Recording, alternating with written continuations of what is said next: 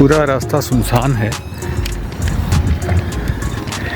एक तो ये टाइम भी ऐसा है, लेकिन मुझे नहीं लगता कि यहाँ पे अगर रास्ते को मैं देखूँ तो ज़्यादा इस रास्ते पे लोग आते होंगे। वही किसान भाई अपने खेतों के लिए ही।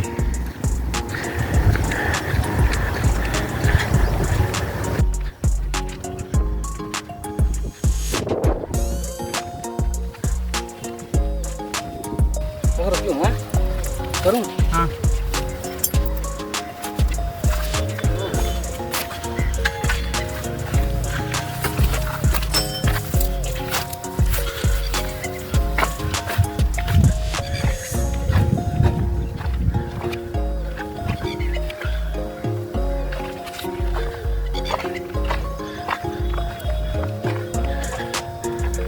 अब क्या है, पहले ट्यूबवेल के माध्यम से पूरे एक एक क्यारी में पानी आता था, फिर वो क्यारी भर जाती थी तो फिर दूसरी क्यारी में, तीसरी क्यारी में, ऐसे नाके लगा लगा कर पानी दिया जाता था। लेकिन अब क्योंकि ये पाइप है, इस पाइप से क्या होता है कि एक एक क्यारी में पानी को इस पाइप को डाल देते हैं, वो क्यारी भर जाती है, तो इससे वेस्टेज कम होती है। सीधा पाइप लगाया, वही लंबा पाइप है अगर आप देख पा रहे हैं तो सीधा पाइप लगाया, वहाँ पे मोटर लगा रखी है, उससे मोटर से नीचे से पानी खींच रहे हैं। और ये पूरे इसमें पालक बोया जा रहा है, पालक की बुवाई होगी इसमें।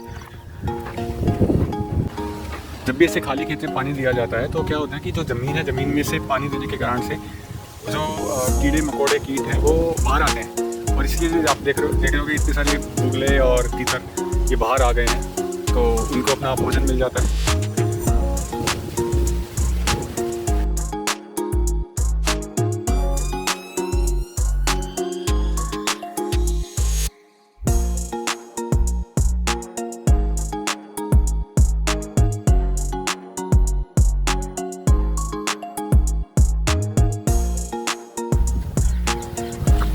ये सांप की बाम्बी बोलते हैं इनको, ये आप भी देख रहे होगे, बिल बने हुए हैं इसमें।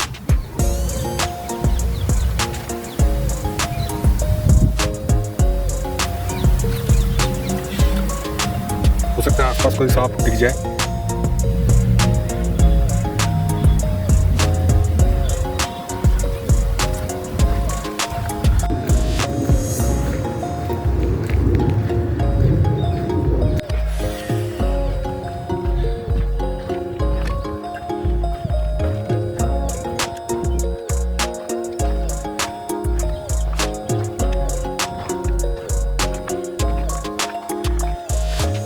इसके पत्ते पशुओं के चारे के रूप में काम आते हैं।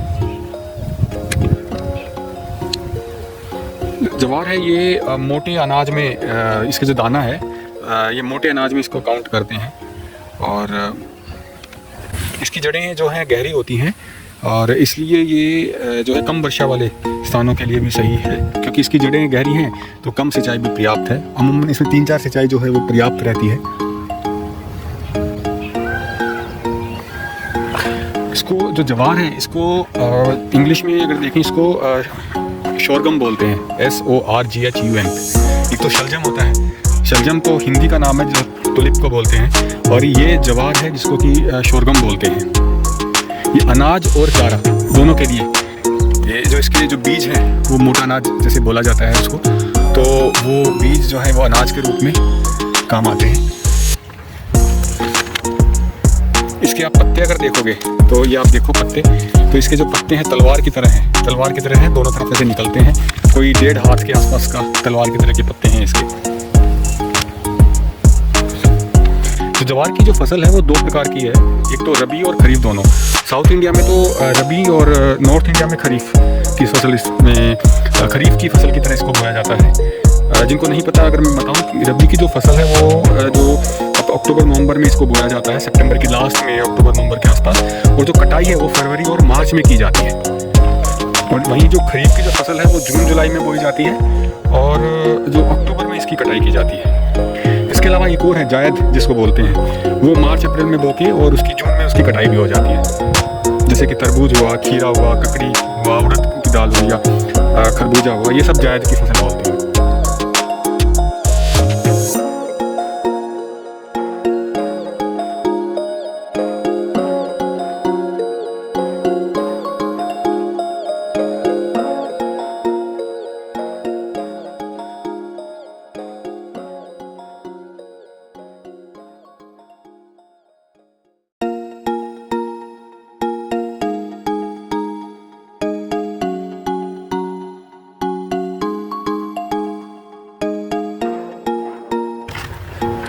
ये उपले हैं पशुओं के गोबर से तैयार होते हैं। ईंधन का एक नेचुरल सोर्स है ये।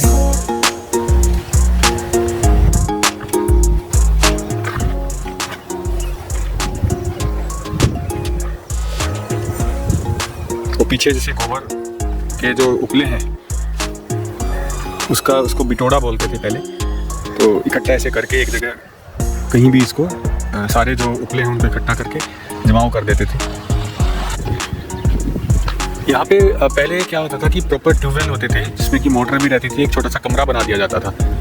तो अब मुझे नहीं लग रहा कि ये यूज़ होता है। जैसे एक सामने आप देख रहे हैं, तो अब ये सारे पीछे भी जो मैंने दो देखे तो वो भी बिल्कुल ऐसे थे कि वो खंडर ही हो गए।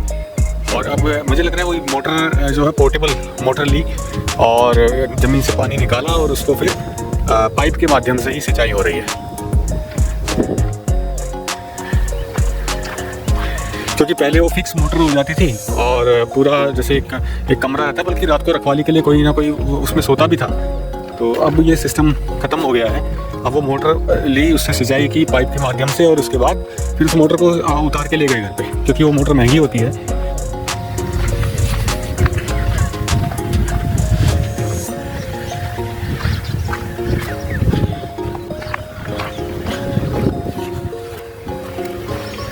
इधर देखिए, ये भी ऐसे लग रहा है कि जैसे इसमें कुछ नहीं है, ये भी खंडर हो गया है।